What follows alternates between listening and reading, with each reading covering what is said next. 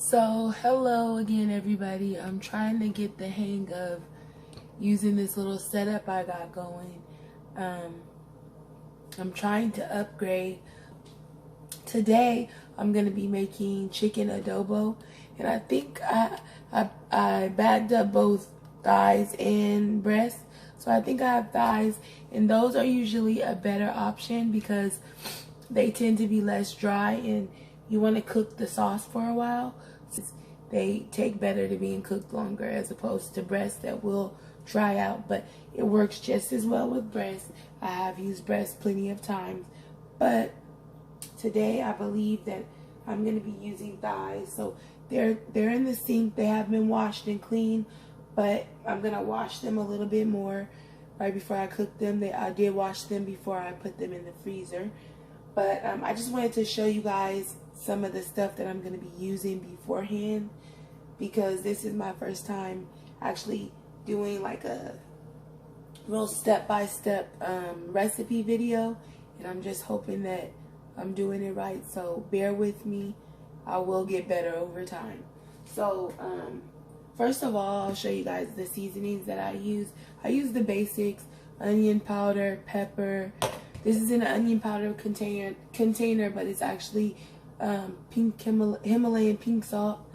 Then I have smoked paprika. I have granulated garlic. I think I said onion powder already.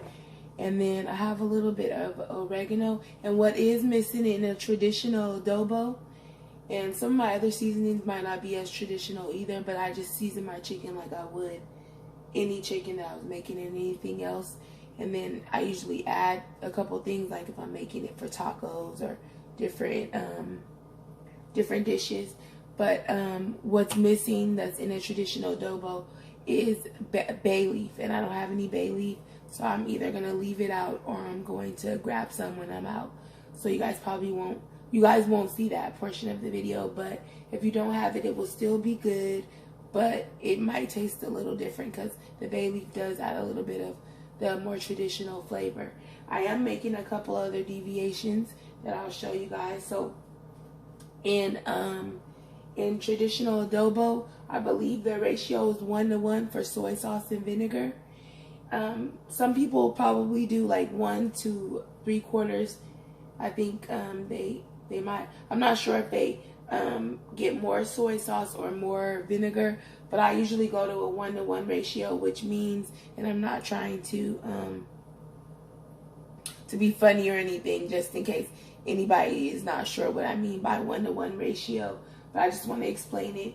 So that means that if I use a cup of vinegar, I would use a cup of soy sauce.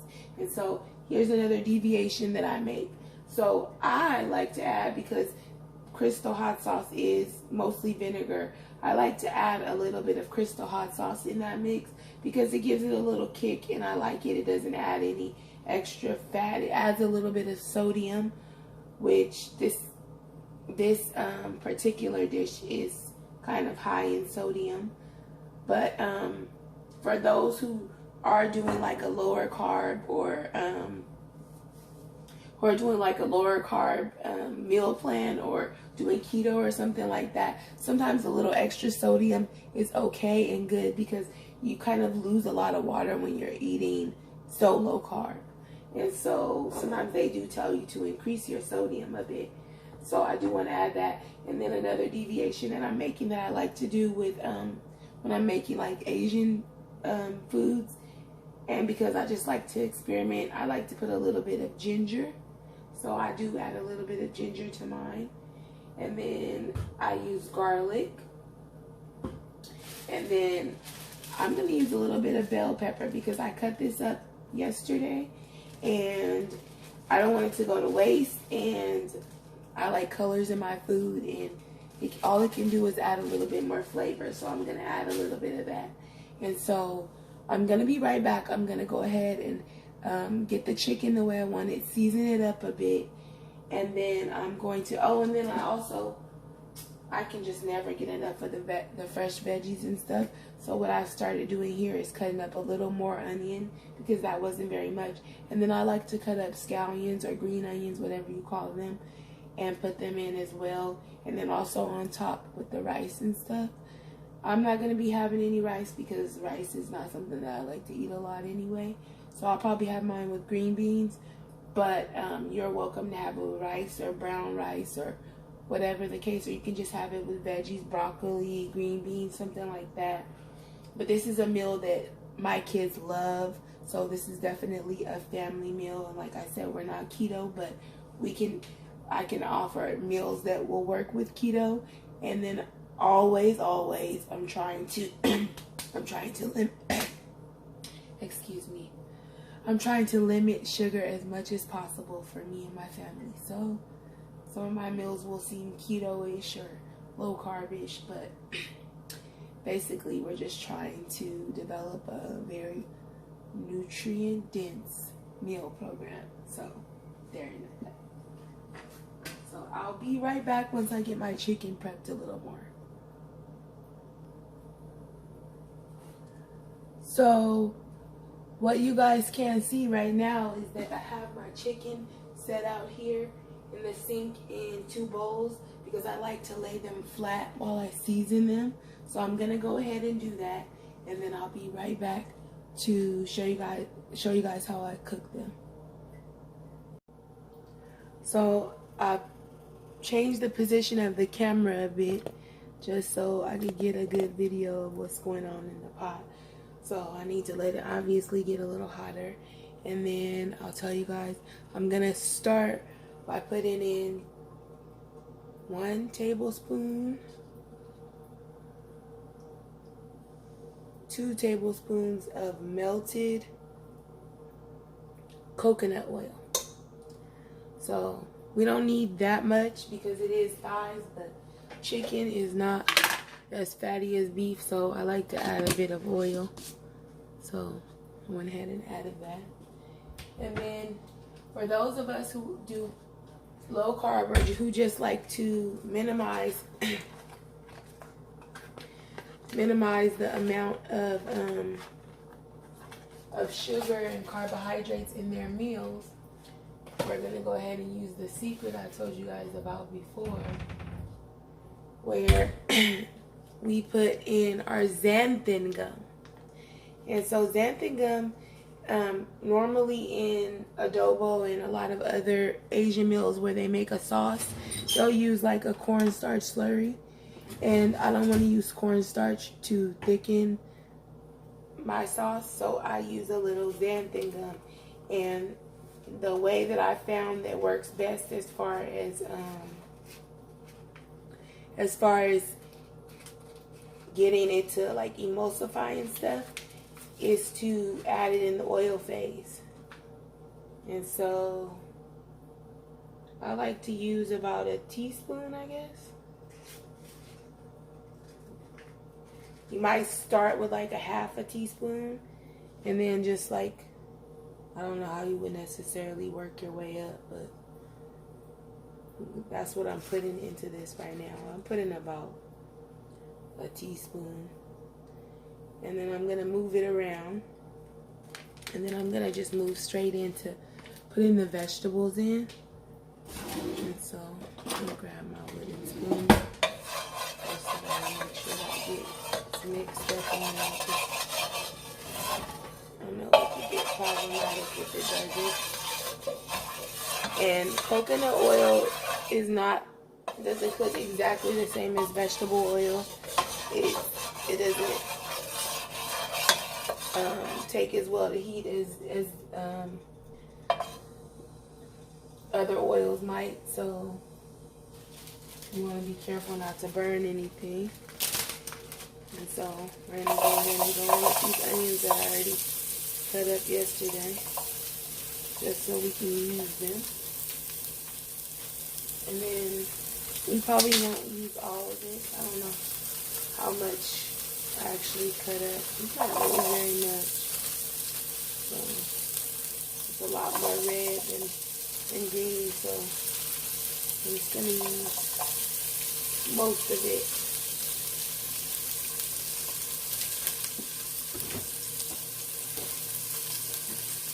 And then we have our veggies over here. And I will admit I go pretty heavy on the veggies. But it adds flavor. And once you cut them, I like to go ahead and use them because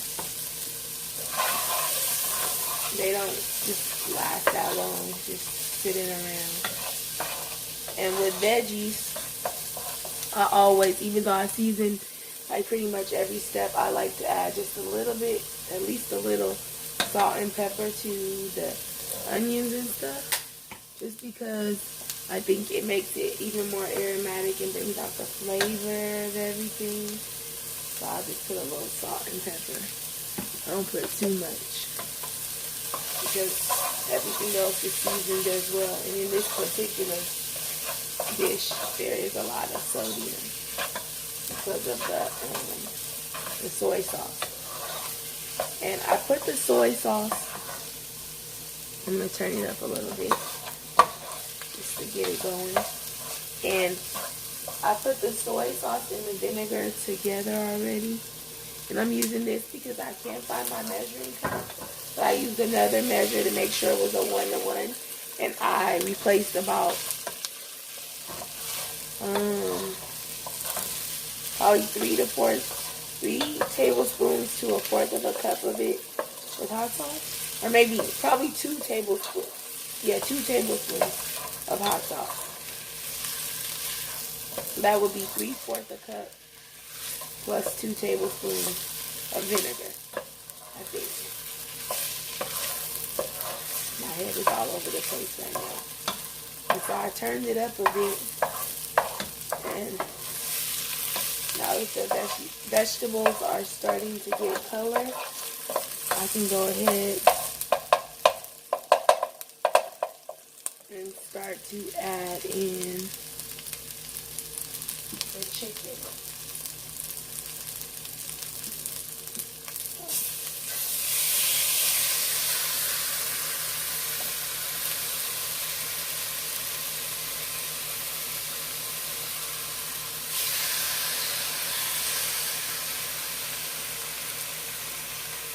We want to try to fit as much of it on the surface so that it can sear as possible.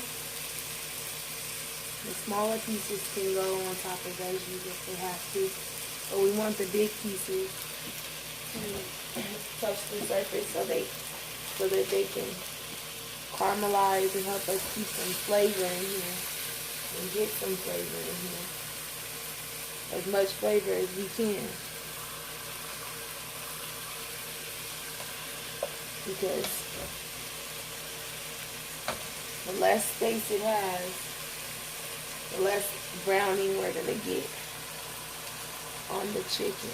It'll start to be like really juicy right away, which is probably what I'm going to deal with because I put so many veggies. But I'm a problem solver, so I'm going to try to figure out a way to make this work. To include turning the pan up a little bit. And then I'll squeeze that in right there. See how much color we can get going over there.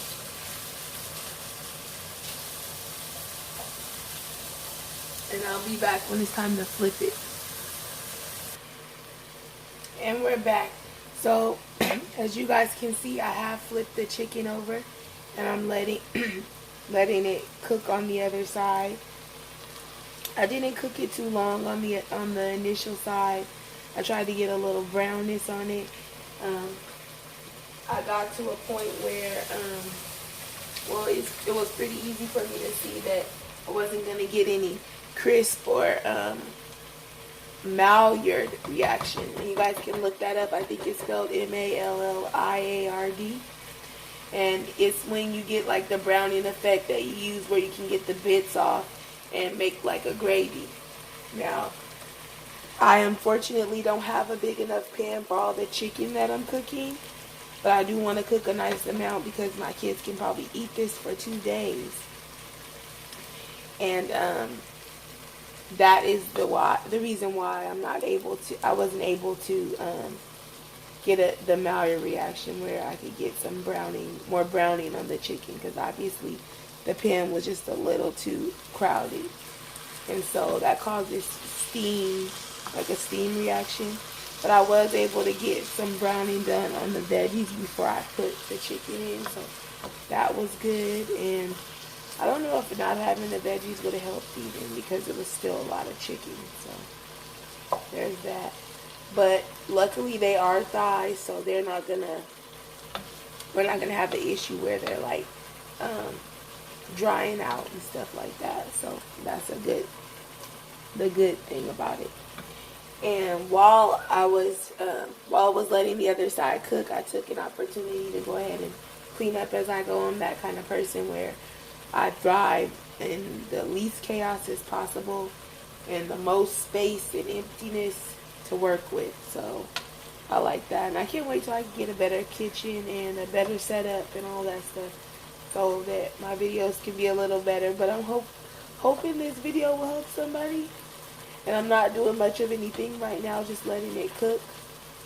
But the next step, which is really easy, and we're actually almost done, is to add this is the ginger. So I'm going to go ahead and add the ginger. And I'm going to turn it down a little bit. I'm going to go ahead and add the ginger in.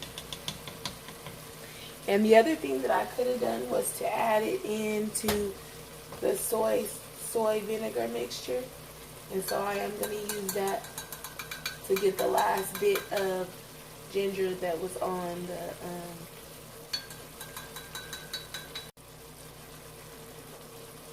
So next we have garlic. This is a tablespoon. The first one was a teaspoon, so I'm going to go ahead and add this tablespoon of garlic. That might seem like a lot, so you obviously want to adjust according to your taste, just as well as you would with the seasonings. Mine are only a suggestion. They usually turn out well, but and like I said, you can always add these flavors to the soy vinegar mixture as well. And as you can see, it started to cook on both sides. Obviously it's not cooking, it's not frying anymore. It's more like steaming slash sauteing, I guess.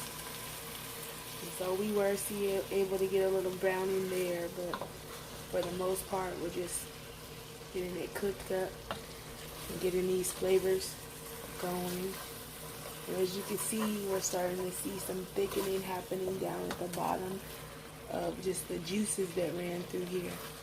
And so once I put the mixture of the soy and the vinegar in, then I'll put just as much water right in after, because all of this sauce that's coming off of here is going to be great with the soy vinegar mixture, and it's going to make sure that when I add the water, it's not going to make the dish bland or watery. So this is exactly what we want. And as you guys can see, it's already started to thicken up.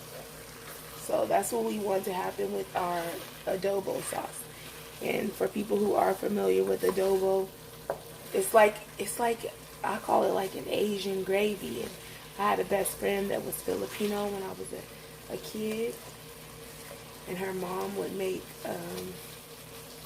adobo, and I loved it. I always wondered how you made it, and she actually told me, but she actually never gave me a tutorial. I think I might have looked it up, I want to say. I might have looked it up. But, you know what? Actually, someone else showed me, but they gave me like this. I'm all into like the more authentic versions of all these ethnic foods that I like to try and like to cook all the time. And so someone I know, a black lady actually, she made the adobo, and she had like these packaged like gravy things, like the way you would buy at the store, the gravy mixture. And she had like an adobo packet. And it was okay, but I wanted the real thing. I wanted something that tasted more like the real thing, what I remember my friend's mom would make. And so I went ahead and looked up a recipe. so that I can make it for myself. Can you see that? We got that ginger that we put in there. And then I'm going to go ahead and just add, I'm going to go with hot water just to not throw off the balance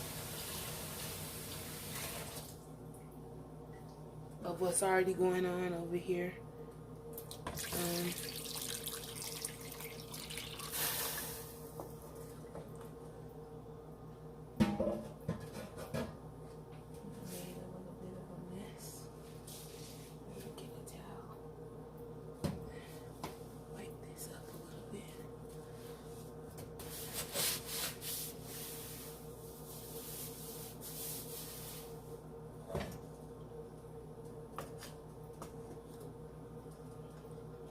And there we have it. Our adobo is on its way. And like I said, in traditional adobo, I'm not sure if I'm going to have an opportunity to stop by or not. Or my kids probably won't know the difference. But I'm sure it makes a difference if you're used to like a traditional adobo. Well, I've made quite a few deviations, but one of the signature parts of the flavor of the adobo would be the bay leaf. So you might want to grab that if you don't already have that. Most people have it in their kitchen, but I just haven't bought any new one, and it's been a long time, so I got rid of the bay leaves that I had because I don't make things using bay leaves that often. I don't cook a lot of like Creole type things or things that use bay leaves that often, and so I don't have any right now. But I'm just making sure that I kind of get the stuff off the bottom of the pan if we do have any bits down there, and make sure that I mix in the sauce that we had going. Get it all mixed around so that this can begin to thicken as well. And then this is something we just let cook, and the sauce thicken up and just get tasty. And I'll let you guys see what it looks like when it's all done.